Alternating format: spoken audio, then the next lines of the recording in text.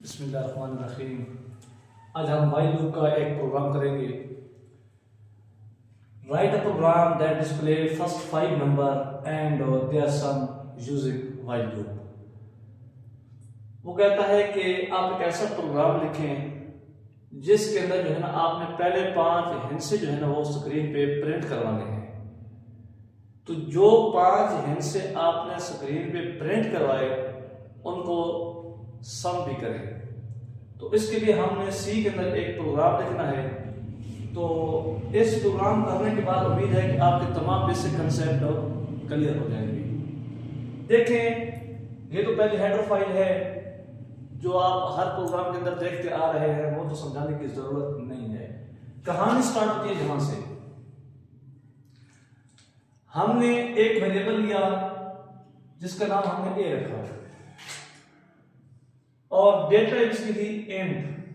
ये जो इंट है ये शो करता है कि इसके अंदर वो वैल्यू स्टोर होगी जो डेसिमल पॉइंट के बगैर होगी। दूसरा वेरिएबल है सम। हमने एक और वेरिएबल ले लिया जी सम। लेकिन सम को देखें तो ये सम वेरिएबल है, ये इनिशियलाइज वेरिएबल है, यानी जहां पे 0 लिखा हुआ है तो हम इसके अंदर 0 भी लिख देंगे। अब क्या होगा जी? अब देखें ये जो है ना, ये क्या है? इनिशियलाइजेशन है। मतलब आपने स्टेटमेंट लिखनी है इनिशियलाइजेशन। ये किसके लिए? जो व्हाइल लूप के लिए। व्हाइल लूप में 3 चीजें थी। पहले थी इनिशियलाइजेशन, फिर है कंडीशन, फिर है इंक्रीमेंट या डिक्रीमेंट। ये 3 चीजें जो हमने लिखनी है, यानी ए और फिर उसकी कंडीशन, फिर उसका इंक्रीमेंट और डिक्रीमेंट। हमने एक इनिशियलाइज कर दिया 1 के साथ, मतलब ये 1 से स्टार्ट होगा। क्लियर स्क्रीन है, मतलब जो स्क्रीन पे गारबेज वैल्यू खड़ी है उसको रिमूव कर दिया जाएगा। सबसे पहले कंडीशन चेक होगी। हमने यहां पे 5 क्यों लिखा? क्योंकि लिखा है ये फर्स्ट 5 नंबर, मतलब 1 से लेकर 5 तक। तो 5 तक जाना है, इसलिए हमने इसको जो कंडीशन दी है वो 5 रख दी है, ताकि 5 को आगे क्रॉस भी न करे और 5 से पीछे भी न रुक जाए। तो हमने उसको लेस देन और इक्वल लिखा है। लेस देन का मतलब होता है कि 5 शामिल नहीं है, उसके साथ जो ये इक्वल लिखा हुआ है इसका मतलब है कि 5 भी शामिल है। फिर printf %d फॉर्मेट स्पेसिफायर है, ए लिखा हुआ है। ए में क्या लिखा हुआ है जी? 1। तो ये 1 स्क्रीन पे प्रिंट हो जाएगा। इसके साथ एक हमारा एस्केप सीक्वेंस /n लगा हुआ है। /n बताता है कर्सर को नई लाइन पे ले जाओ। तो कर्सर हमारा यहां पे ब्रेक करने लग गया।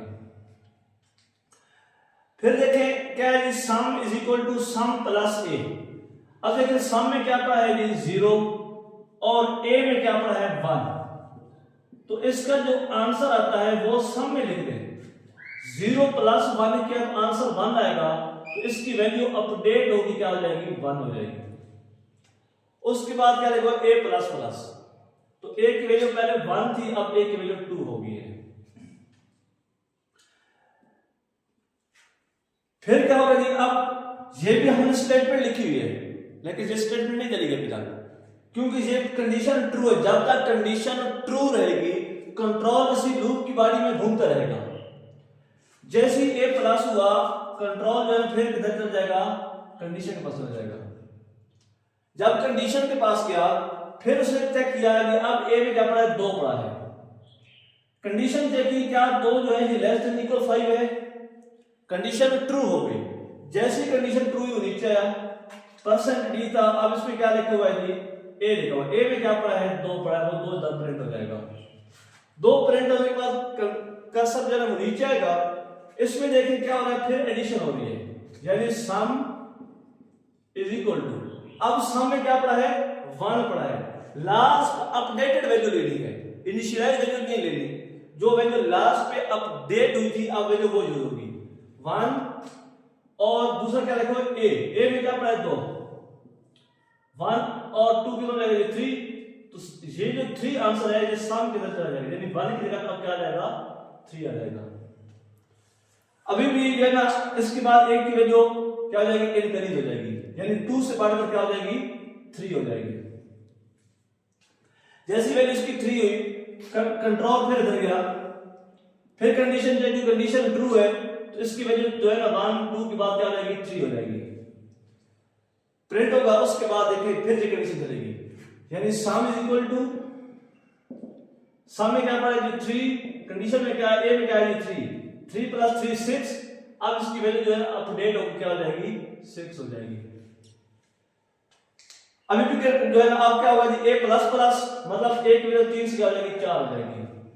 जैसे 4 हुई कंट्रोल इधर गया, कंडीशन चेक होगी, कंडीशन ट्रू है, कंडीशन ट्रू होने की सूरत में ये फिर चलेगा, इसकी वैल्यू 3 से क्या हो जाएगी 4 हो जाएगी और ये फिर एडिशन होगी, यानी सम इज इक्वल टू, सम में क्या पड़ा है 6 पड़ा है और ए में क्या है 4, 6 और 4 10, तो इसकी वैल्यू 6 से अपडेट होकर 10 होगी।